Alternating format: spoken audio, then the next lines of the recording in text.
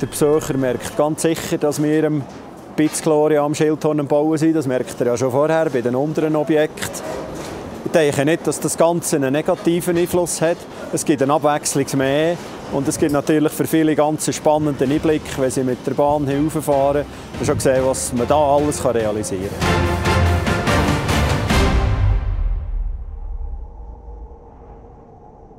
Was hier sicher speziell ist gegenüber anderen Orten ist die Logistik. Dass wir im richtigen Moment hier auf der Baustelle haben. Hier auf der Baustelle ist allgemein wenig Platz oder gar keiner. Vom Stechelberg bis hier auf Mürren, das macht die Bahn selber intern. Was hier zu Mürren ist, das ist eine Eisenfahrt, das müssen wir schauen. Und darum haben wir eigentlich alles auf Britsche verladen und haben noch dafür ein Fahrzeug, wo wir das nachher hier auf die Baustelle fahren können.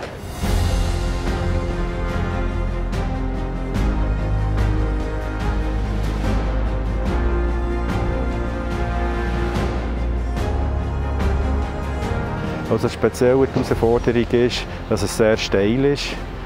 Es ist 600 Meter Höhendifferenz. Wir müssen also praktisch mit dem Seil senkrecht rauf. Ja, heute sind wir jetzt dabei, die Nemo-Seil einfliegen. Das ist das Vorseil, dass man das erste Vorseil wieder vom Berg ins Tal ziehen und nachher die Tragseile nach oben.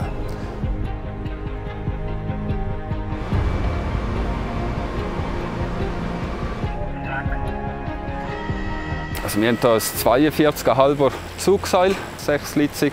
Die Spleißlänge, die wir hier gemacht haben, sind 1500 mal Durchmesser. Das heisst, wir sind Minimum bei 65 Meter gut. Die Schildhornbahnen haben zwar eine gute Mechanik, aber die Mechanik alleine fährt nicht einfach bergauf und ab. Für das braucht es auch eine Steuerung und die entsteht hier bei uns im Werk.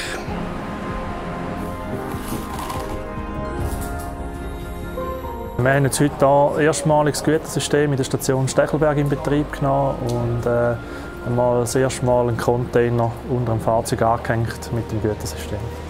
Also ich beschäftige mich jetzt seit 5 Jahren mit dem System und es ist natürlich schön, dass man jetzt eigentlich den Lohn von der Arbeit sieht. So.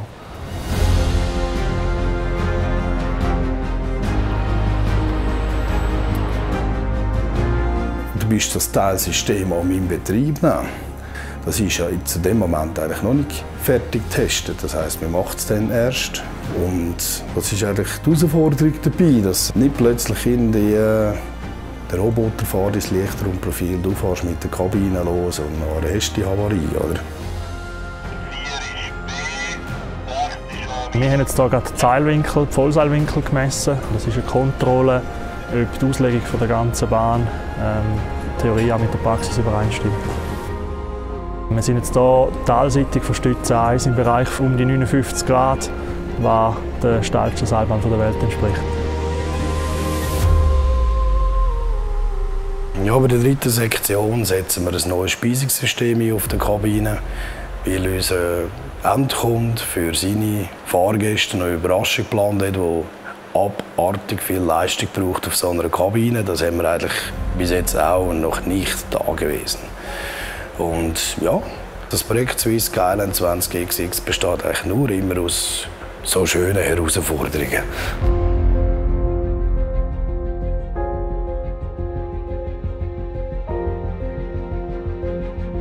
Seit ich da bin, hatte ich irgendwie von 2 schöne Tage. Also es ist noch nicht Sommer geworden, denke ich.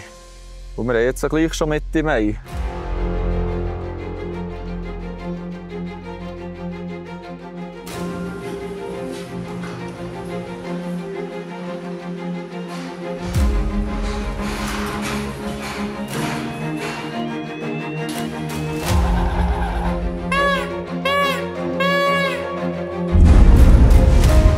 Ja, die Betonarbeiten, die hier anstehen, die erfordern eine hohe Logistik und vor allem auch Innovativität seitens des Baumeisters.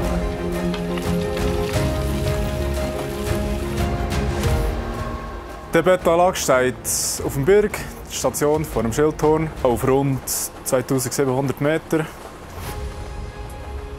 Kurz gesagt, kommt endlich das Kies in der Birk an, mit der Transportbahn, mit dem Tömper, dann haben wir es oben in unser Lager. Mit dem Bagger füllen wir es dann in die Anlage. Und dann, wenn der ganze Beton gemischt ist worden, kommt ein Kibbel. Der Kibbel kommt auf die Transportbahn. Und der gleiche Kibbel, wenn wir hier abfüllen, den sie endlich oben an den Kran hängen. Ja, wir haben jetzt so einen mobilen Ropenkran hier oben, einen kleinen. Und da tut man halt das Material bis ans Dreirestaurant herbringen. Und von dort tut man es dann noch einmal mit dem zweiten Kran nehmen und weiter befördern.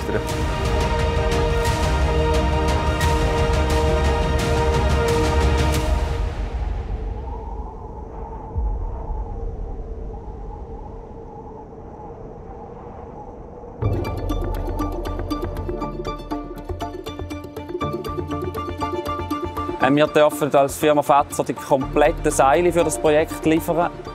Das sind über 700 Tonnen Stahlseile, die hier auf den Berg kommen.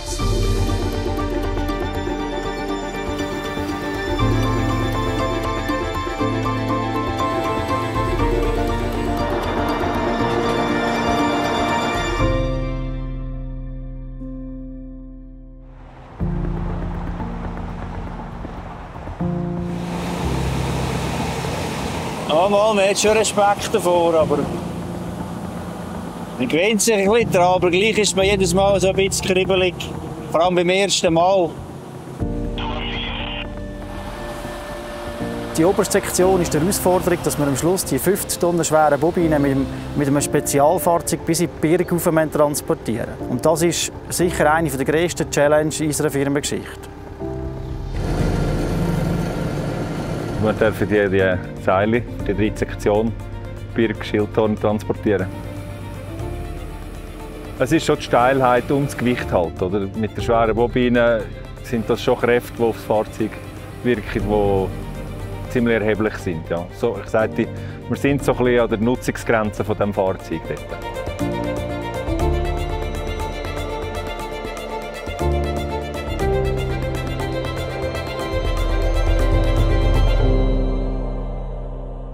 Also ich freue mich sehr, ein Teil von diesem Projekt zu sein. Ich denke, das kann man auch noch 10 Jahre später erzählen, was wir hier alles geleistet haben. Und nicht nur wir, sondern auch Garavent. Das ist ein Riesenprojekt und es macht einem stolz. Ja.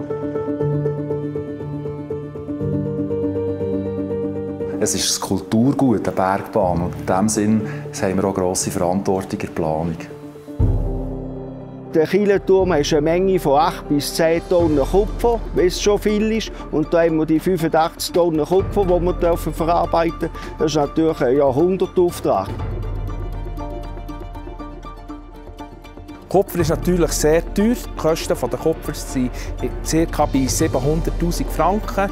Aber durch das, dass es sehr langlebig ist, wirtschaftlich, hat man in den nächsten 50 Jahren eigentlich ein Sorgfreipaket und hat keine Investitionen. Von mir und Birk haben wir in den letzten 2 Wochen das Rockseil gezogen. Und jetzt steht am Programm eigentlich das Rockseil in den Sattel einlupfen auf der Stütze nach oben, dass wir es dann am Berg oben fertig spannen können.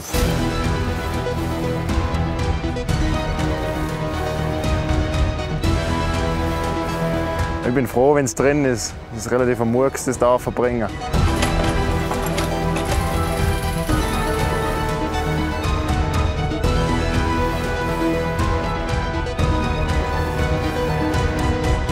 Die Platzverhältnisse zwischen Birk und Schildhorn sind so eng, dass wir nicht eine neue Bahn bauen können und gleichzeitig die alte betreiben. Darum müssen wir zuerst die alte Bahn abbrechen, bevor wir die neue Bahn praktisch auf dem gleichen Trasse neu erstellen können. Und für das brauchen wir eben die 5 Monate von Mitte Oktober bis Mitte März.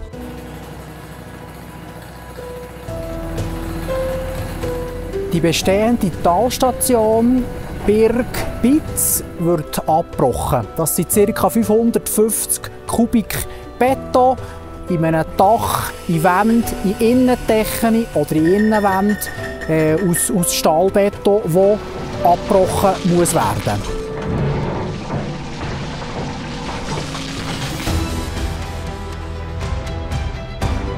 Ja, jetzt haben wir zuerst das Laufwerk von der Funifor aufgesetzt auf Seil. Die Kabine haben wir in Oberwies bei der Firma Carvatec abgeholt. Wir fahren jetzt im Konvoi miteinander auf Lauterbrunnen und in einer späteren Phase werden sie von Lauterbrunnen näher auf Stechelberg geführt.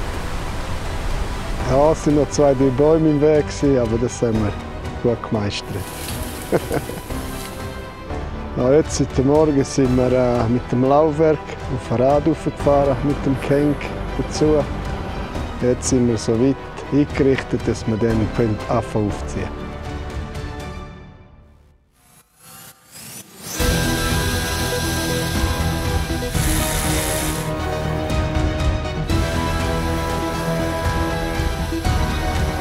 Wir sind hier im Drehrestaurant. Wir haben Mitte Oktober angefangen umbauen. Wir mussten die Infrastruktur anpassen, dass wir jetzt Bauarbeiter einquartieren und beherbergen. Der Übergang in die Winterbauetappe hat auch geheissen, dass wir ganz wichtige Meilensteine erreicht haben.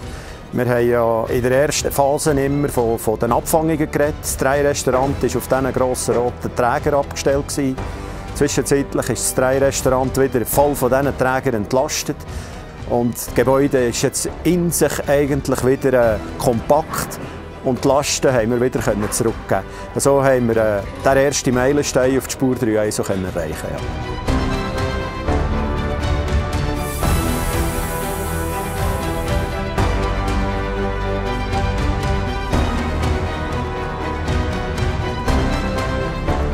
Der Seilzug hier ist relativ speziell. Wir haben eigentlich sämtliche Seile von der alten Anlage gegen links verschoben auf die neue Anlage und ziehen jetzt mit den alten Seilen die neuen ein. Und somit ziehen wir auch die alten Seile rausziehen. Also ein neues rein, ein altes draus. Dann gibt es 2 Fliegen mit einer Klappe schlussendlich.